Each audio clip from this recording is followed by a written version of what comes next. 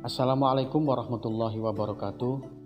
Bagaimana kabarnya anak-anak? Mudah-mudahan kalian tetap dalam keadaan sehat dan tetap semangat dalam belajar meskipun secara jarak jauh. Kali ini Ustadz ingin membicarakan tentang jiwa dan semangat 45. Itu adalah istilah yang sering digunakan untuk menunjukkan jiwa dan semangat para pendahulu kita, para pejuang-pejuang kemerdekaan kita. Biasa disebut dengan jiwa dan semangat 45. 45 itu tahun kemerdekaan kita.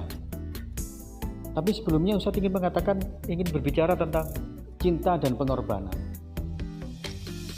Seseorang yang mencintai seseorang pasti rela berkorban untuk orang yang dicintainya. Hujan deras, disuruh jemput dia berangkat, diterabas itu hujan. Karena cinta. Tidak hanya terhadap sesama orang, tetapi terhadap sesuatu. Si A mencintai sepedanya, maka ketika sepedanya bocor, dia rela keluar uang untuk nambal sepedanya. Ketika sepedanya rusak, dia rela keluar uang untuk membawa sepedanya ke bengkel. Begitu juga dengan para pendahulu kita, para pejuang-pejuang pendahulu kemerdekaan.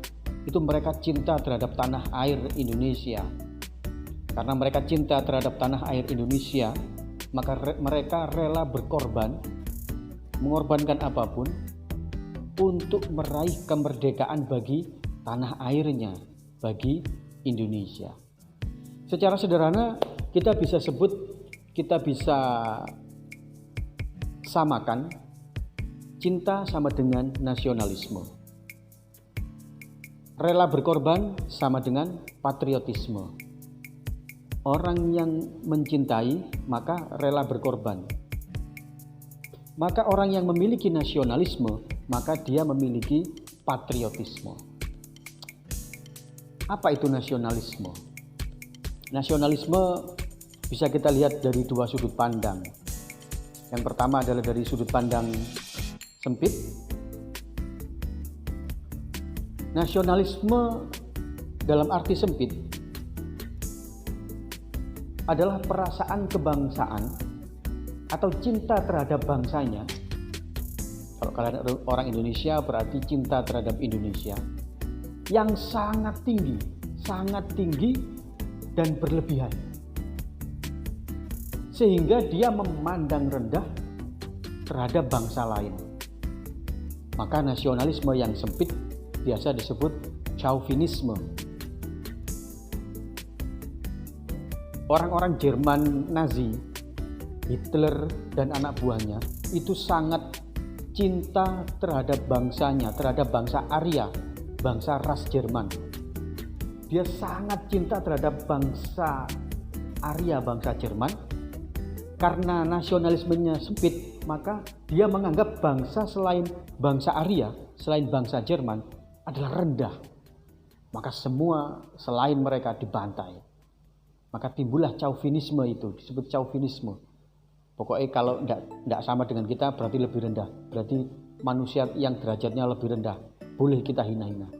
Itu nasionalisme sempit. Nah, kita tidak boleh nasionalisme sempit. Kita harus mencintai Indonesia.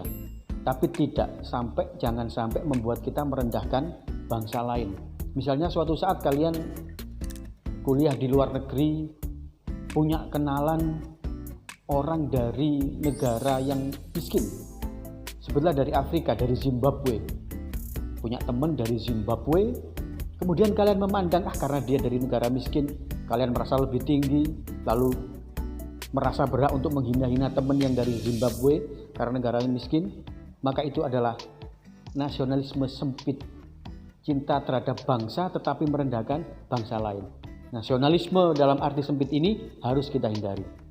Yang harus kita lakukan adalah nasionalisme dalam arti yang luas, yaitu perasaan cinta yang tinggi atau perasaan bangga yang tinggi terhadap tanah air, tetapi tidak memandang rendah bangsa lain. Kita cinta tanah air negara kita, tapi kita tidak memandang rendah Malaysia, kita tidak memandang rendah Timor Leste, kita tidak memandang rendah Vietnam, India, tidak. Kita cinta negara kita, tetapi tidak memandang rendah bangsa lain. Itulah yang harus kita terapkan, yaitu nasionalisme dalam arti luas.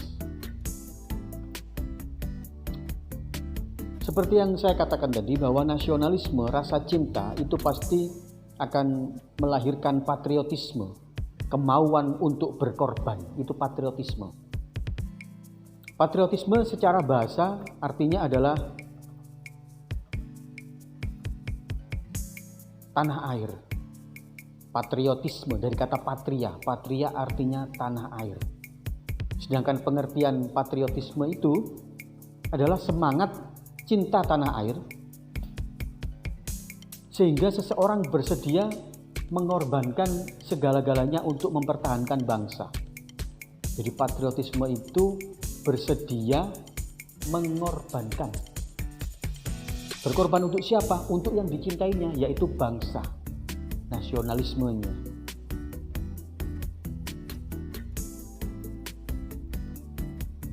Nah, jiwa dan semangat itu, rasa nasionalisme dan patriotisme itulah yang sudah ditunjukkan, yang patut kita teladani dari para pendahulu kita. Biasa disebut sebagai jiwa dan semangat 45. Ini adalah istilah untuk menunjukkan jiwa dan semangat bangsa Indonesia ketika merebut kemerdekaan. Semangat 45. 45 merujuk tahun kemerdekaan kita ya. Nah, jiwa dan semangat 45 itu mengandung beberapa hal. Yang pertama, pro patria dan primus patrialis. Apa itu pro patria?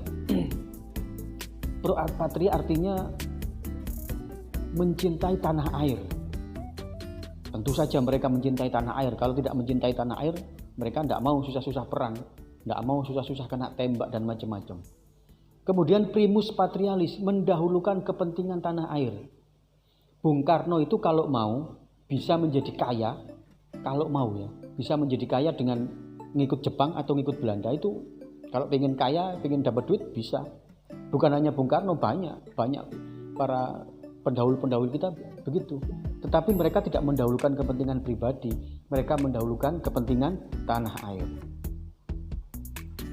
Selanjutnya, jiwa solidaritas dan kesetiakawanan. Keraton Yogyakarta itu adalah sudah diakui sebagai negara tersendiri oleh Belanda. Sekali lagi, Keraton Yogyakarta sebelum Indonesia merdeka itu sudah diakui sebagai negara tersendiri oleh Belanda. Tetapi begitu Indonesia merdeka, Sultan Hamengkubuwono IX menyatakan bergabung. Karena mereka Sultan Hamengkubuwono IX merasa Jogja seperjuangan dengan seluruh anak bangsa. Meskipun sudah diakui sebagai negara sendiri, Jogja rela bergabung menjadi bagian dari bangsa Indonesia. Itu untuk menunjukkan jiwa solidaritas dan kesetiakawanan. Kemudian jiwa toleransi, bahwa yang ikut berjuang itu tidak hanya orang Jawa, tidak hanya orang Sumatera.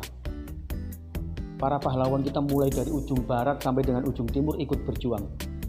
Dan mereka macam-macam, mulai dari sukunya macam-macam, bahasanya macam-macam, agamanya macam-macam. Maka yang dijunjung adalah toleransi, kebersamaan. Maka negara kita bahasa nasionalnya bukan bahasa Jawa. Meskipun penutur paling banyak di Indonesia, bahasa daerah adalah bahasa Jawa. Tetapi bahasa nasional Indonesia adalah bahasa Indonesia. Itu menunjukkan jiwa toleransi. Kemudian jiwa tanpa pamrih dan bertanggung jawab. Para pendahulu kita berjuang tanpa dibayar. Sekarang kalian menjadi polisi enak dapat bayaran. Menjadi tentara dapat bayaran. Tapi dulu mempertaruhkan nyawa, ikut tembak-tembakan, yang kakinya putus, yang kena bom macam-macam tanpa pamrih. Tidak meminta imbalan. Selanjutnya, jiwa kesatria dan kebesaran jiwa. Jiwa kesatria itu begini, ketika Indonesia merdeka dan diakui oleh dunia, maka Indonesia mempunyai kedudukan yang sama dengan Belanda, mempunyai kedudukan yang sama dengan Jepang. Kalau mau kuat-kuatan saat ini, sebenarnya militer Indonesia jauh lebih kuat daripada militer Belanda. Negara Belanda itu kecil sekali. negara Belanda dengan Jawa Timur itu masih lebih besar Jawa Timur. Angkatan bersenjatanya Belanda saat ini dibanding dengan kekuatan angkatan bersenjata Indonesia timpang sekali. Tapi apakah Indonesia balas dendam, ganti nyerang ke Belanda sana? Tidak. Kita tunjukkan jiwa kesatria. Yang dulu, biarlah dulu. Biarlah dulu Belanda menjajah kita, terserah ratusan tahun atau berapa tahun.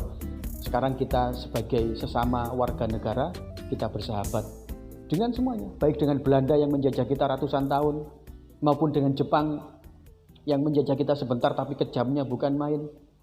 Itu dulu ya dulu, begitu urusan selesai, selesai. Kita menjadi sahabat. Kita bekerja sama di banyak bidang. Bidang ekonomi, bidang sosial, perdamaian. Kita kerjasama dengan negara-negara yang dulu pernah menjajah Indonesia. Oke, mudah-mudahan sedikit paparan tentang jiwa dan semangat 45 ini bisa menjadi pengantar buat kalian. Lebih lengkapnya lagi, perbanyak baca. Itu buku paket untuk dibaca, bukan untuk dilihat-lihat saja. Oke, Assalamualaikum warahmatullahi wabarakatuh.